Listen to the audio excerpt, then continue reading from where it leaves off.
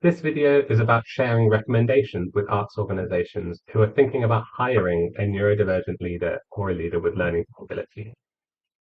These are all things that were suggested by people I interviewed as part of this research. Some of them were things people had been doing for a long time, and some of them were suggestions for recommendation. I'm going to share the recommendations in sections that are before the role, about designing the role, about recruiting, about induction, and about working culture. The recommendations to consider before advertising the role. 1, you should have dedicated access staff.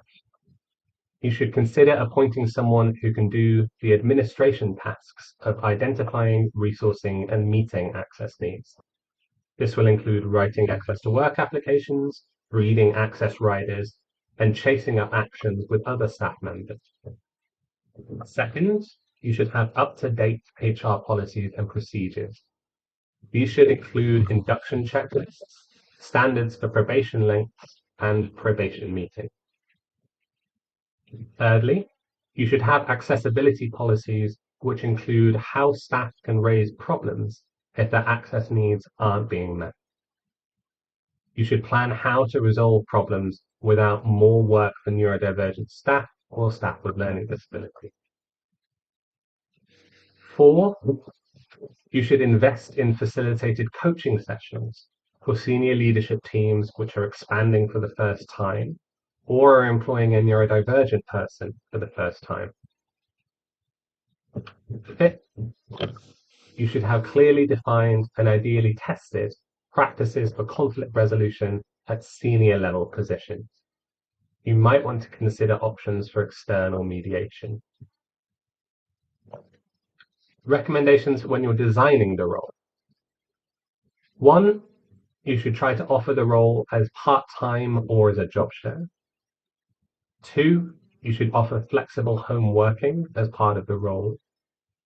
And 3, you should try to define the daily task. So rather than saying manage external relationships, you could say co-chair virtual meetings with our sponsors. Recommendations for when you're recruiting. 1, you should write job adverts and job pack documents in plain language or easy read format. There are a number of organizations led by people with learning disabilities who offer training in easy read formats or can write the documents for you. For example, People First Limited. 2, you should provide photos or videos of the people who will be key relationships for that job.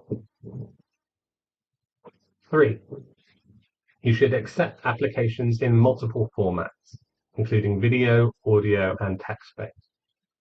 You should consider accepting applications via phone call, where applications can ask clarifying questions as they go. You should consider offering taster sessions or experiences of the roles being recruited for. Some jobs, like being a trustee, are not well understood by people who haven't worked in similar roles before. Offering taster sessions may help more people apply and reduces the chance of people leaving roles early and you needing to re-recruit.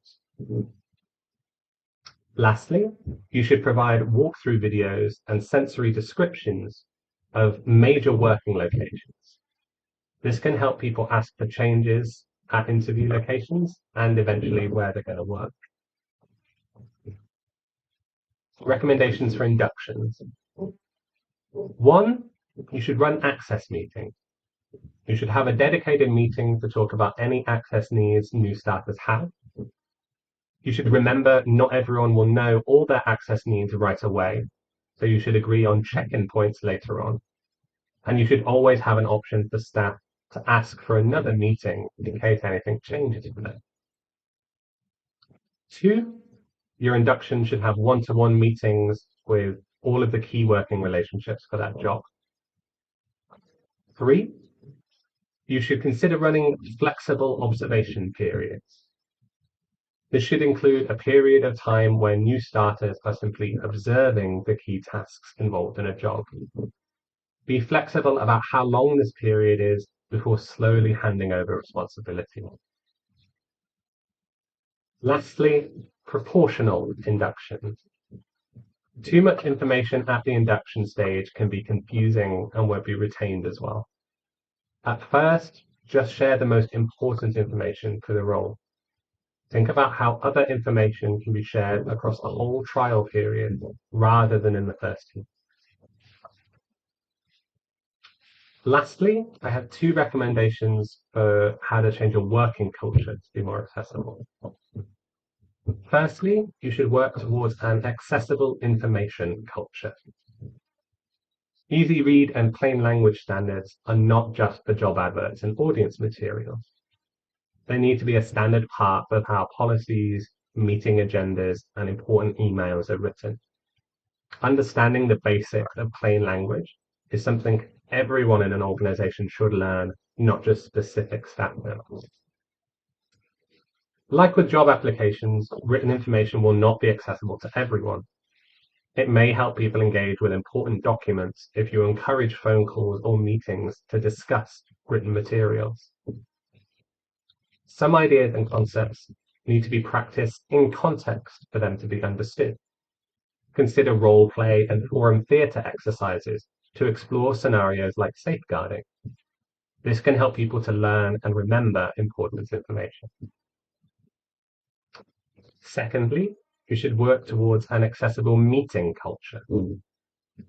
You should offer pre-meeting before board meetings or major company meetings.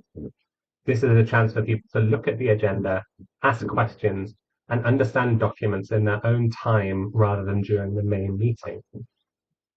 When you're writing agendas, you should try to make the purpose of the meeting clear. Is this a meeting about sharing information, about making decisions, or coming up with ideas? If the people in your meeting need to do different things at different parts of the meeting, try to make that clear in the agenda. When are people listening, and when are people expected to talk? Try to find ways of accepting neurodivergent communication styles, like info dumping or nonlinear tangents. A well-trained facilitator can summarize the points raised by neurodivergent staff for others in the meeting with different communication styles. Lastly, you could think about bringing rehearsal and workshop techniques into your meeting, like focus games, check-ins, smaller group, and creative activities. These can allow more people to contribute, concentrate for longer, and speak up when something isn't working.